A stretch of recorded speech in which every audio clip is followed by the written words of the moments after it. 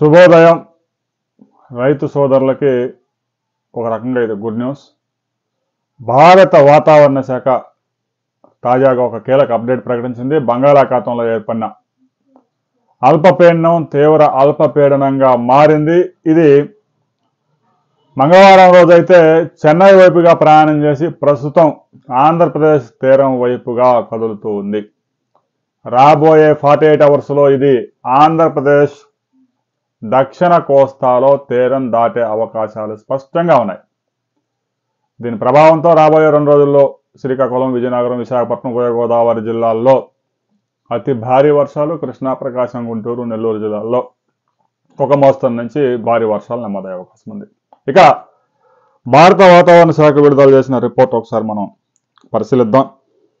తాజాగా ఈ బంగాళాఖాతంలో ఏర్పడిన అల్పపీడనం కోస్తా తీరం వైపు దూసుకు వస్తూ ఉంది.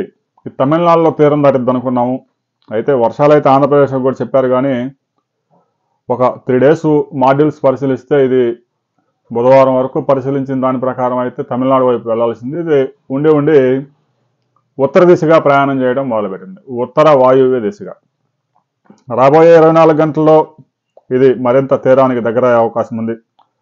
దక్షిణ కోస్తా తీరం వైపు మలుతుంది. ఆ తర్వాత ఇది శుక్రవారం సాయంత్రం నాటికి తీరం దాటే అవకాశం ఉంది.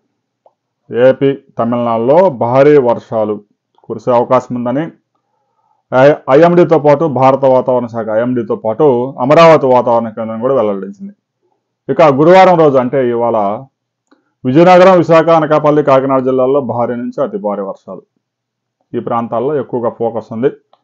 ఇక శ్రీకాకుళం, అల్లూరు సీతారామరాజు, బిఆర్ అంబేద్కర్ కోనసీమ, పొట్టి శ్రీరాములు, నెల్లూరు, తిరుపతి జిల్లాల్లో భారీ వర్షాలు పడే అవకాశం ఉందని హైదరాబాద్ వాతావరణ కేంద్రం కూడా హెచ్చరించింది.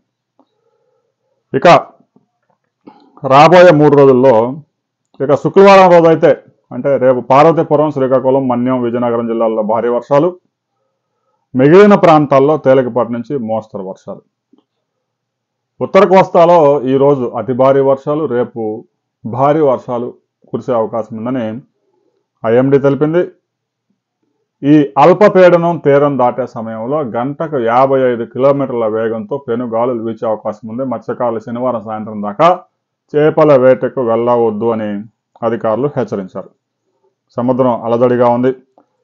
ఇక బాపట్ల, ఏలూరు, తిరుపతి, అనకాపల్లి, విశాఖ, విజయనగరం, శ్రీకాకుళంతో పాటు బుధవారం తేలికపాటి నుంచి ఒక మోస్తరు వర్షాలు కురిశాయి.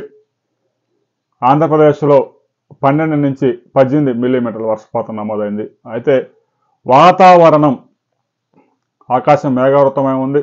చలి తీవ్రత బాగా పెరిగింది. మంచు విపరీతంగా కురుస్తూ ఉంది.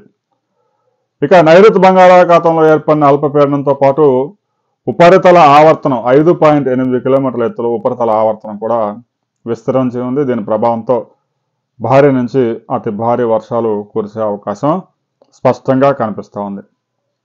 ఇక రాబోయే 48 అవర్స్లో ఇది తీరం దాటే అవకాశం ఉంది. తీరం దాటే సమయంలో ఇది వాయుగుండంగా మారుతుందా లేదా అనే దాని మీద ఇంకా క్లారిటీ రాలేదు. ప్రస్తుతం అయితే ఇది తీవ్ర అల్పపీడనంగా బలపడింది. దీనికి ఉపరితల ఆవర్తనం కూడా తోడైంది. ఇది ఆంధ్రప్రదేశ్ దక్షిణ కోస్తాలో తీరం దాటే అవకాశాలు స్పష్టంగా కనిపిస్తూ ఉన్నాయి. గడిచిన 24 గంటల్లో మీ ప్రాంతంలో ఎంత వర్షపాతం నమోదైంది అనే విషయాన్ని మాత్రం కామెంట్ చేయండి. ముఖ్యంగా వరి హార్వెస్ట్ చేస్తున్న రైతులకి మాత్రం ఒక ముఖ్య గమనిక. మిగతా పంటలు కూడా హార్వెస్ట్ ఉంటే ఏదైనా హార్వెస్ట్లో ధాన్యం తడవడానికి వీల్లేదు కాబట్టి తడిస్తే దాన్ని అమ్ముకోవడం చాలా ఇబ్బంది అవుద్ది.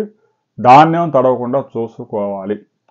ఉభయ గోదావరి జిల్లాలో, కృష్ణా జిల్లాలో, గుంటూరులోని డెల్టా ప్రాంతంలో హార్వెస్టింగ్ ఒక 3 రోజుల పాటు వాయిదా వేసుకోవడం మంచిది. లేదు ఇప్పటికే లేట్ అయిపోయిందంటే మాత్రం హార్వెస్ట్ చేసినా కూడా ధాన్యం తడవకుండా దానికి సంబంధించిన ఏర్పాట్లు చేసుకోవాలని వ్యవసాయ శాఖ అధికారులు సూచిస్తున్నారు. గడిచిన 24 గంటలు మీ ప్రాంతంలో ఎంత వర్షపాతం నమోదైంది అనే విషయాన్ని కామెంట్ చేయండి. వీడియో నచ్చితే లైక్ చేయండి, షేర్ చేయండి, సబ్స్క్రైబ్ చేసుకోండి.